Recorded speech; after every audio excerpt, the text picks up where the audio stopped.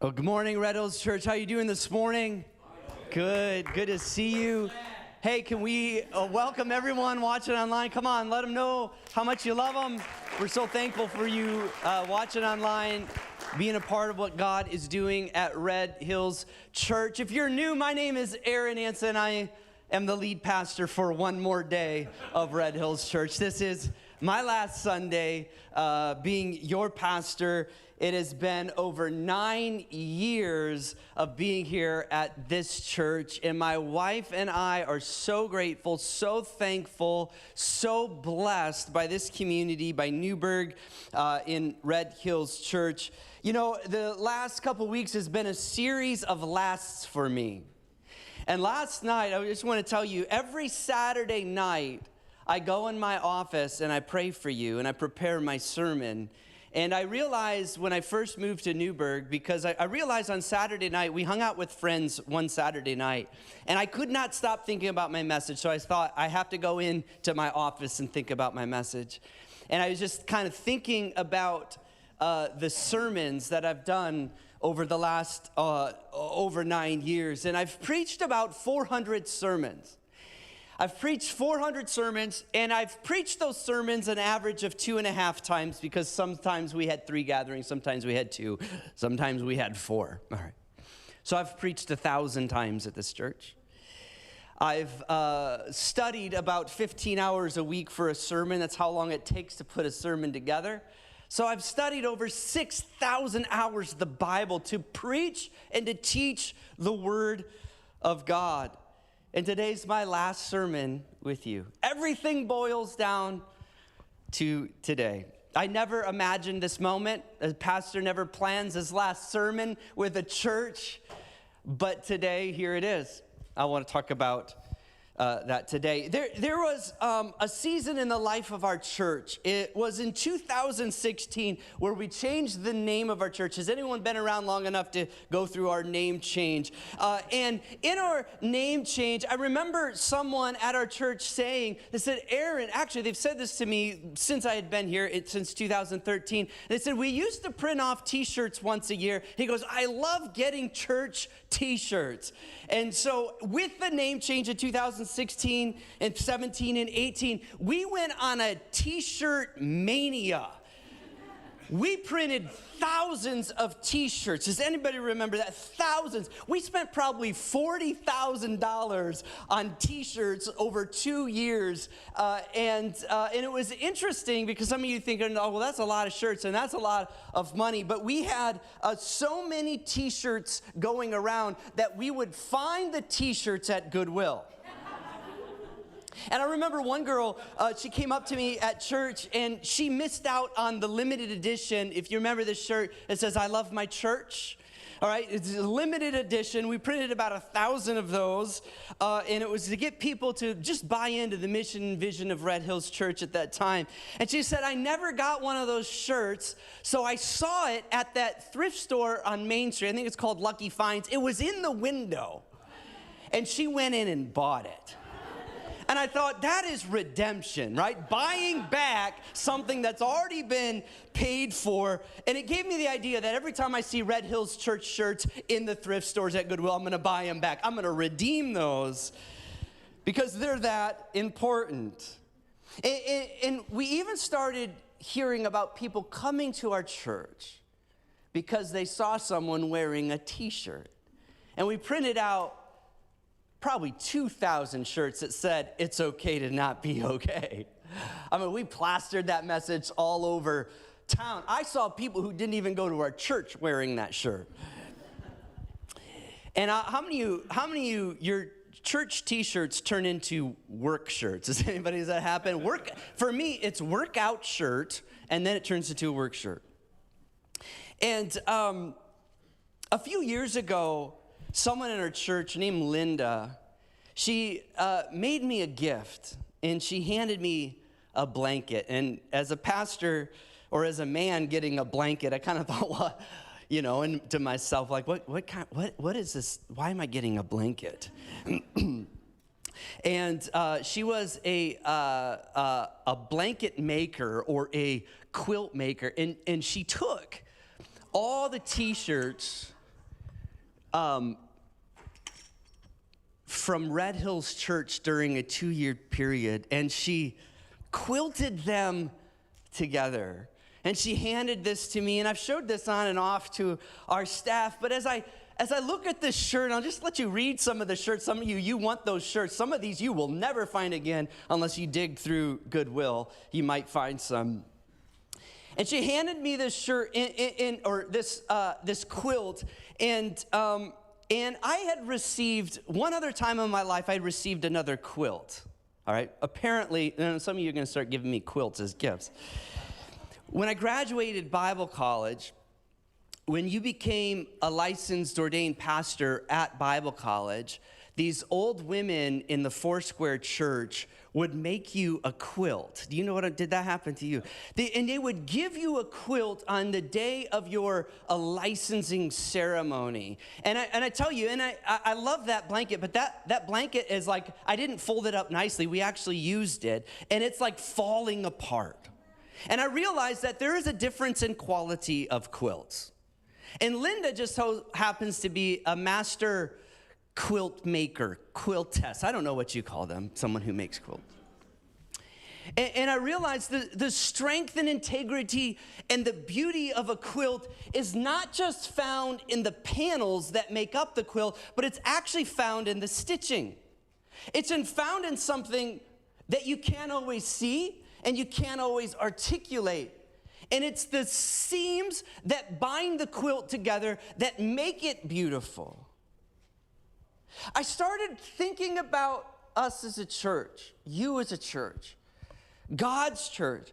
And I started thinking about that this is kind of like the church, that each one of you is unique. Each one of you represents just a different culture or a different style. You represent a different message. You have unique talents and giftings. And what binds us together as a church and makes a bunch of unique individuals something that is collective together is not the message that gets printed, but it's the seams that bind us together. And so I wanted to share about the seams that bind us together. And the message on these shirts represents seams that bind us together as a church family, that hold us together. The things that you don't often see, but things that you feel and things that you experience, things that hold you together. I want to point this out today, and I want to talk about the T-shirts up here, because I want to remind you of the seams that hold us together. I want to encourage you and reinforce who God has called you to be. Because the themes on these shirts, although the language might be unique to something we created in the last 6 or 7 years, the reality is this, that this is who God made you to be. The language may change, but the DNA won't. And so I wanted to talk about each one of these shirts today because they represent a seam that bind us together. The first one is our most popular shirt that we ever made, and it's this one that says, "It's okay to not be okay." How many of you have this shirt? We might still, if you want some of these, we might still have a handful of these in somewhere in the basement. You want one? All right, we'll get you a shirt. It might be an extra small, but or like a XXX large. All right.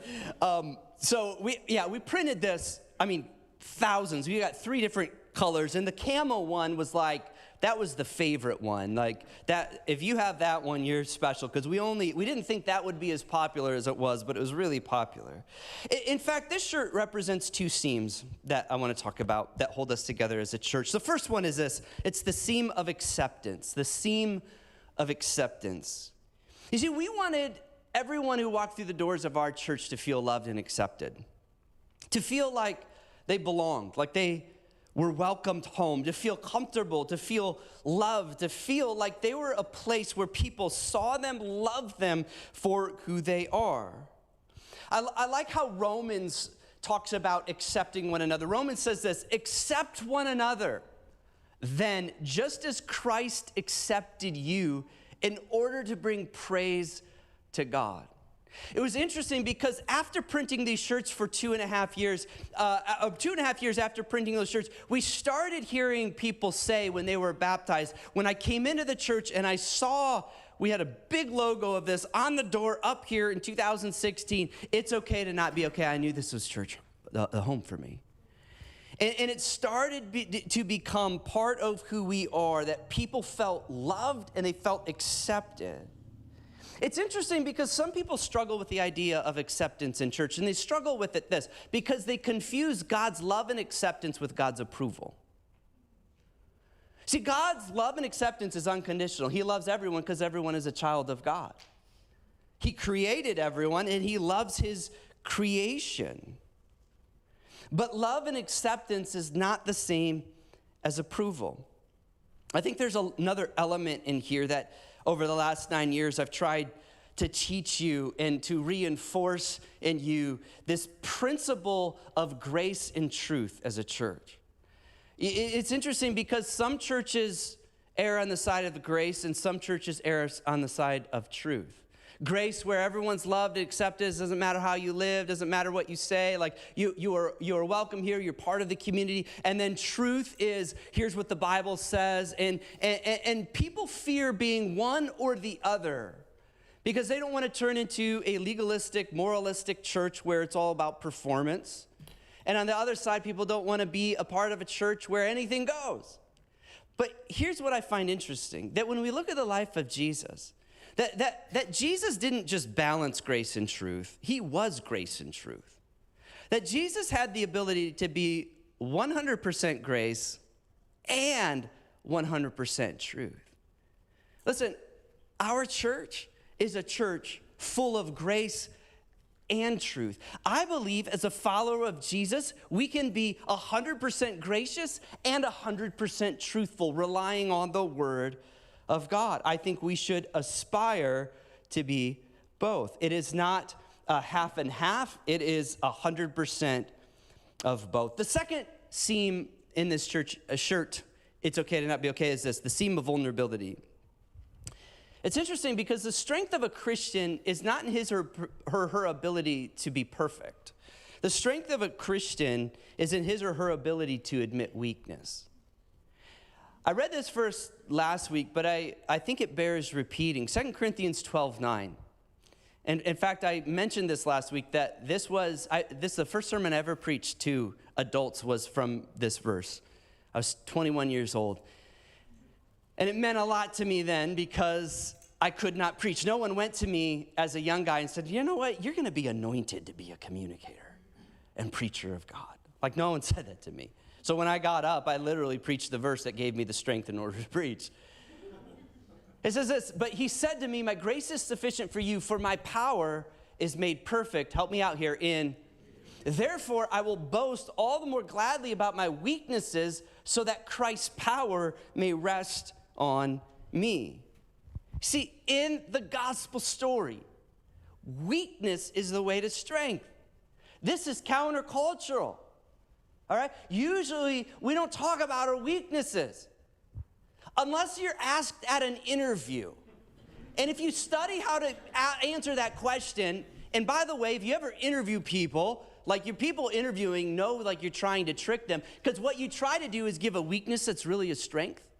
Does anybody know what I'm talking about? It's just a dumb idea. Just give your weaknesses. But we have a hard time admitting our weaknesses, admitting our pain, admitting our sin, or admitting the hurts.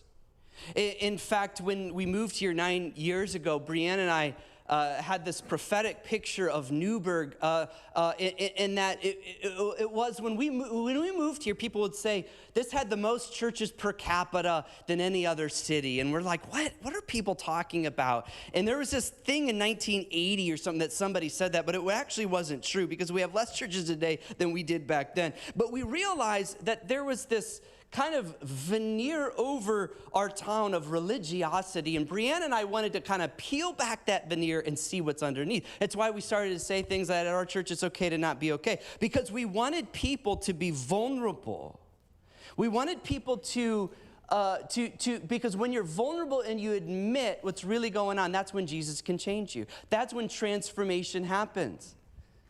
God does not change things that you won't admit to, that you won't confess to, that you won't open up to him. And what we usually do in our culture is we try to hide. Actually, that's not a cultural thing. That's a human thing. When Adam and Eve were in the garden after they took a bite of the fruit, the first thing they noticed, they looked at each other and they said, you're naked. All right? And they said they were ashamed. And it literally says that they sewed fig leaves together. And then they hid from God. And after God talks about the curse of the ground and the curse of work and the curse of the serpent, it goes on to say that God was walking in the cool of the day. You remember this part of the story? And he goes, Adam, where are you? It's interesting because it's not like God didn't know where Adam was. Right? God wasn't playing some like divine hide and seek with Adam. Like, Adam, where are you? Boo! And tickle him. Now you know what it's like to be my child. What was God doing? God wanted Adam to confess where he was, to admit where he was, to speak out and say, I'm here. This is what I did. And God says, why did you hide? Because I was naked and I was afraid. Because he had shame. You see, God wanted Adam to come clean, to identify his own weaknesses, his own sin. And what did God do? After Adam and Eve admit where they're at, what did God do? I think he looks at them and he realizes those fig leaves are not enough to cover you up. And it says this, God is the first fashion designer, by the way. It says this, that he sewed animal skins together and clothed Adam and Eve. But it's more than just providing them clothing, it's actually providing them honor and protection from the shame that they experience. You see, all of us want to be clothed with the power of Jesus Christ. We want to be clothed in honor, and the path to do that is to admit your weakness and vulnerability. It's interesting because counselors call this attunement. And it's when someone expresses an emotional need or a need, and that need is fulfilled, and there's this emotional connection that happens. And I believe this is what is happening between Adam and Eve and God. There's this emotional connection because a need is fulfilled, a need is satisfied in Adam and Eve, the seam of vulnerability. The next shirt I want to talk about is this red one. Does anybody have a red shirt left? All right. Thank you, Tony. One. All right. This was worn by our guest services team, and now you wear something that's blue. I think people they didn't like the red color. They said it didn't go good with their skin, so now we do blue. And the shirt says, I'm so glad you're here. And we had everyone wear these at the high school as people came in. And this seam is the seam of hospitality. The seam of hospitality. When I arrived over 9 years ago, if you remember back then, we've always served coffee, but nobody drank our coffee. And we had a tip jar by the car. Well, some of you drank it because you don't care what it tastes like. But and there was a tip jar there. Do you remember the tip jar? And I went to our council and I said, we've got to upgrade our coffee. And we had pre-ground bulk coffee from Costco. It's like a step above Folgers. I said, we've got to go with good coffee. I had to convince them to spend money on coffee. And I had a reason for it. It wasn't just because I was a coffee fanatic, because I'm really not a coffee snob. It's because I believe when people know they're taken care of, they experience something that otherwise you cannot say to them. And it isn't about coffee, it's about making people feel welcome. And that's why we call our guest services. We want people to feel like they are welcomed. I like what Peter says in 1 Peter 4:8. He says, above all, love each other deeply, because love covers over a multitude of sins. Offer hospitality to one another without grumbling. You know, people will not often remember what you say, but they'll remember how you made them feel. Words matter, But they don't matter as much as the culture and the love and the hospitality that you bring. It's interesting because the Bible talks quite a bit about welcoming the outsider, the stranger, the refugee. You've heard it said that the church is the only organization whose membership exists for the outsider, for those who are not yet members.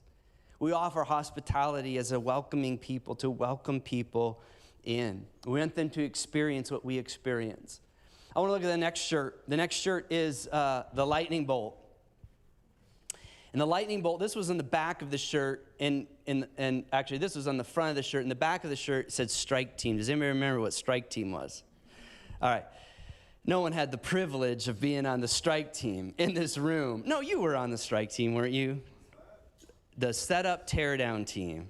All right. You didn't get a shirt. All right. We'll have to maybe cut that one out and give it to you.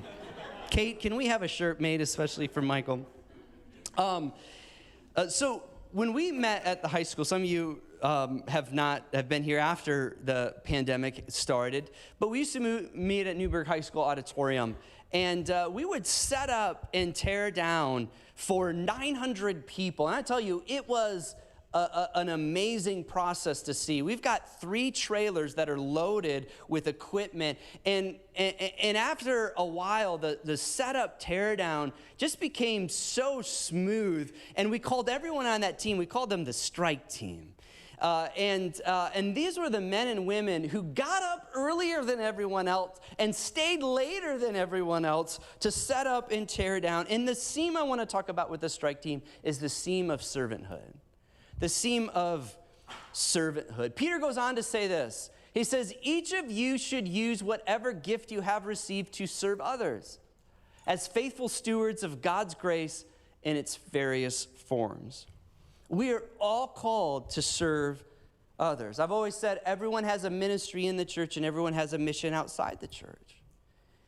If you add up the one another's in the scripture, you'll find there's about 90 one another's, and it's all about serving one another in the church.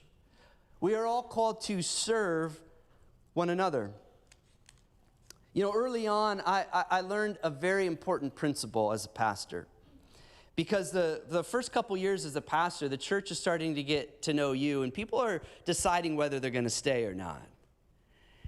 And people would often come up to me and they would complain about something. And it was, I don't like the way you do this. I don't like the music like this. I don't like, people would begin to complain. And I learned something very early on. If I investigated whether this person had ever served, 9 out of 10 times the answer was no. And if I ever asked our bookkeeper, do they ever give? 9 out of 10 times was no.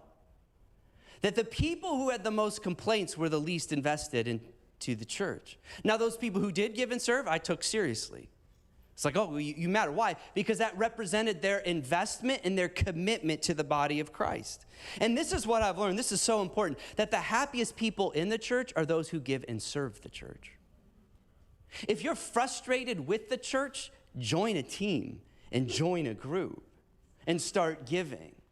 Now, some of you might say, well, the people who serve in the front door that say, I'm so glad you're here, or welcome home, or whatever they say today on their blue shirts, you might say, well, they love the church, therefore they serve.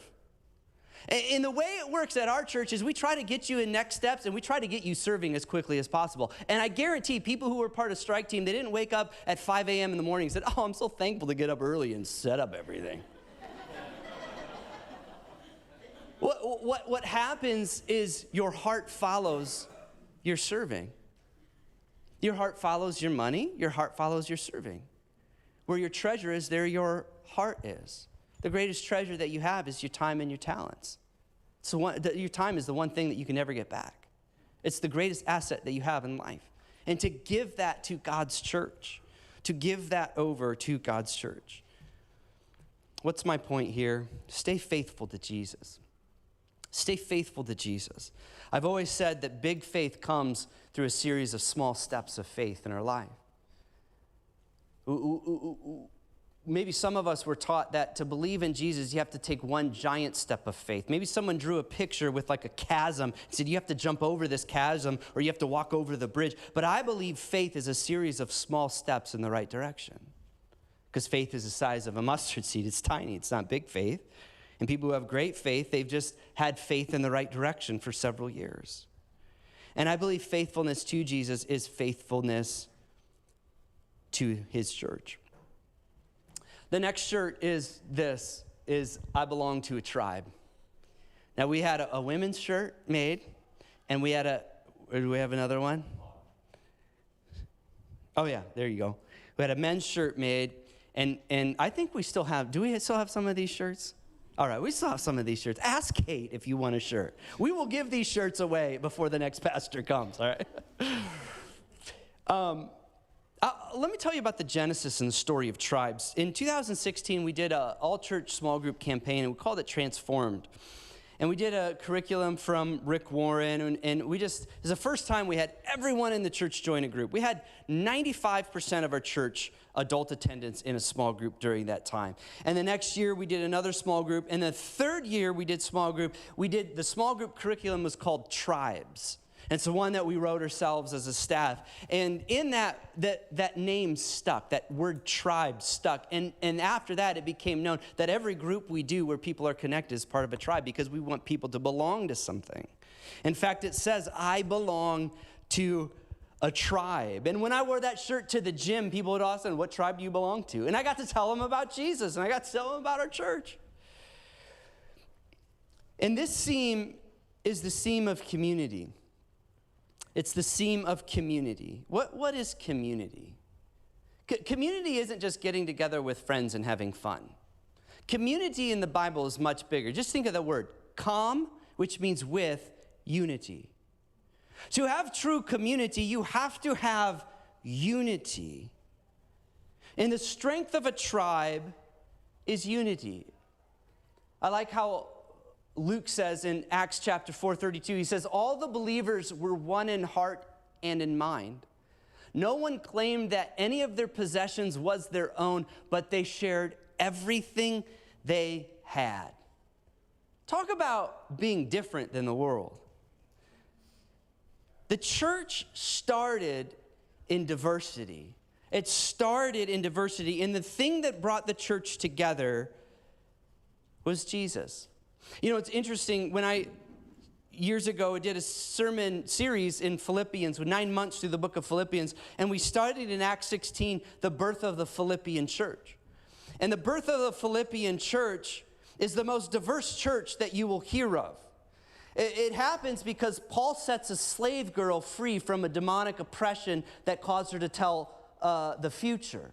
You know that? So a slave girl, she's oppressed. And then he tells Lydia, and Lydia's from Thyatira, and she's rich, so you have a rich Asian woman that first hears the gospel. You have a poor slave girl who gets set free from oppression, and then you have the Roman jailer who gets baptized, and his whole household gets baptized. So you've got east and west, you've got poor and rich, and they are the beginning of the Philippian church. The church is a church of diversity, and the one thing that holds us together is Jesus. It's not your political ideology. It's not your opinions. It's Jesus. It's the doctrine of Jesus. It's the gospel of Jesus. That's the one thing that holds us together. It's Jesus in the community. Before we had a class called Next Steps, we called it Launch. And with this class, we did it for 2 years. We had hundreds of people go through this class, probably 300 or 400. And 99 out of 100 people, I'd always ask them this question: why are you coming to our church? I said it a little more gentle than that, but it was, why are you coming to our church? What are you looking for in a church? 99 out of 100 people, they said one answer, and it was community. None of them said, I want to hear good sermons. It's funny because people go and leave churches because of sermons. None of them said because I want to hear good worship. Every single one, 99 out of 100. There's always that one that says something weird, but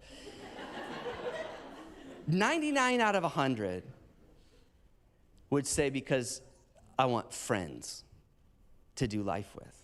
I want community. I want to be with people, serve Jesus with other people. I belong to a tribe. Let's look at the last shirt. This was the first shirt.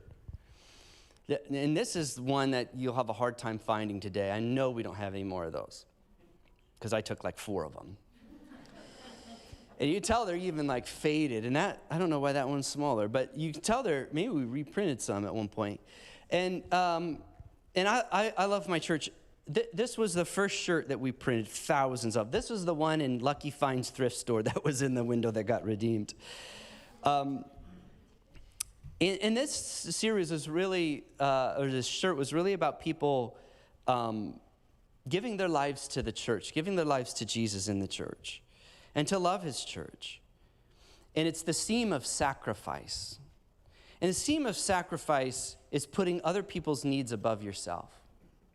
Again, it's a thing that holds the church together that's often not seen because it's done in humility, but it's putting other people above yourself.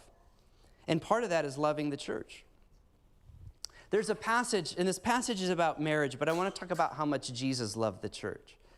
In Ephesians 5, it says this. It says, husbands, love your wives just as Christ loved the church. And it describes what Christ did for the church. And he gave himself up to her to make her holy, cleansing her by the washing with water through the word, and to present her to himself as a radiant church without stain or wrinkle or any other blemish, but holy and blameless. Our calling as the people of God is to love his church. People who don't love the church love to point out the flaws in the church. They love to point out what's wrong with the church. They might say, I don't like organized church. And I say, you certainly don't like disorganized church either. And it's interesting because you cannot love Jesus and not love the church. It'd be like comparing it to this. Like you would, if you didn't like the church but you like Jesus, it'd be like going to your friend and say, man, I really like hanging out with you when we go play golf. It's so much fun. I love talking to you. We have a great time together, but your wife, she really bothers me. I don't like her. Her music's too loud. She says things that hurts my feelings. And I like you, but I don't like your spouse. You cannot love Jesus and not love the church. You cannot not love the very thing that Jesus died for. My encouragement to you, Red Hills Church, is to love this church. It's to love the capital C church, but it's to love Red Hills Church. It's to love your church. Even with flaws, it's to love this church. It's to put a commitment to the church above your own. This theme is about putting the church's needs above your own needs. And it's not withholding any sort of love or affection or even finances towards the church. When I got here 9 years ago, people withheld their tithe to see if they liked me or not. Please don't do that. That is not biblical. That is not biblical. Do not withhold love, commitment to God's church. Because the church is not made up of just one panel and one person. The church is not supported by the staff.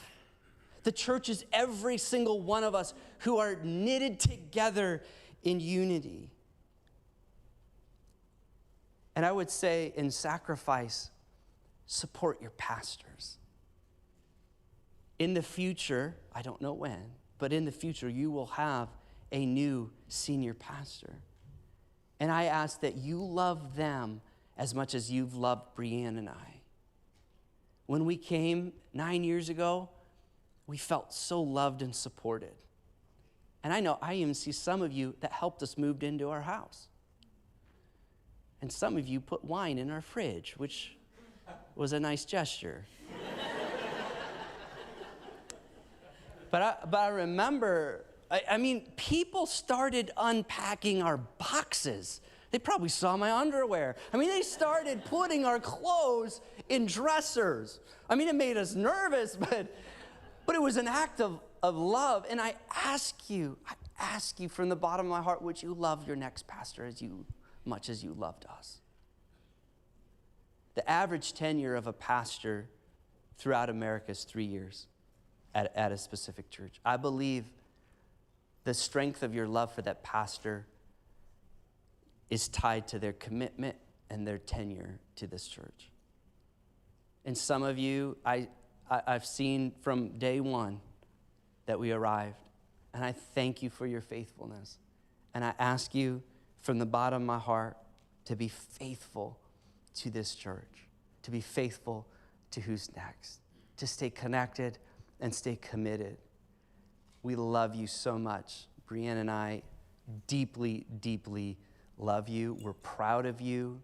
This church will always be a part of us, always be a part of us. I have a box of T-shirts I'm taking with me. I will wear them because we love this church. We love this church.